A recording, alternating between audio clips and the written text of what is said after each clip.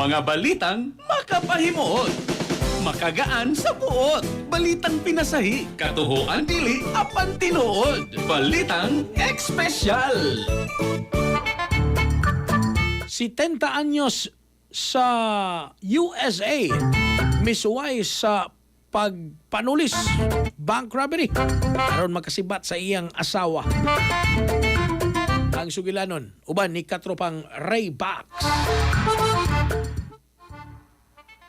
Usa ka 70 anyos nga lalaki nga si Lawrence John Ripple dito sa Kansas City, USA misuway kinig bank robbery niadtong September 2, 2016 aron magalikay kuno sa iyang asawa. Misulod siya sa Bank of Labor nga naghatag og note sa teller nga nag-ingon, "I have a gun, give me a money." Og gihatag ang $2,924 apan wa siya misibat og naghuwat ra sa labi hangtod miabot ang pulis og iyang gisurrender ang kwarta. Giangkon niya nga mas gusto pa niyang mapreso kaysa muuli siyang balay. Nasuta sa korte mga katropa nga nag-anto siya og depresyon human sa heart injury niadtong 2015 ug ang iyang gibuhat usa kini ka cry for help. Sa katapusan, wa siya na preso ug ipailawom lang sa counseling uban si iyang asawa. Tagaantos gid ni siyang asawa naman si asawa nga pertisang maldita ha. Anyways, sa atong mga katropang kalalakinan para kondisyon gyud ka permi ibabaw sa kama pag turbo mga higala labi naghapo kay kakapoy imong trabaho sa adlawan unya manguhit pagin si Mrs. Magabi. Turbo, safe ni mga katropa tungod kay aprobado sa FDA nga dunay maka og klavuwas ka gama sa Yes to Health. 30 minutos sa dili pa inyong labing-labing pag turbo na. Kaysa turbo, wagas ang lakas. Alang sa nagkayusag Pilipino para sa Pilipinas, ako inyong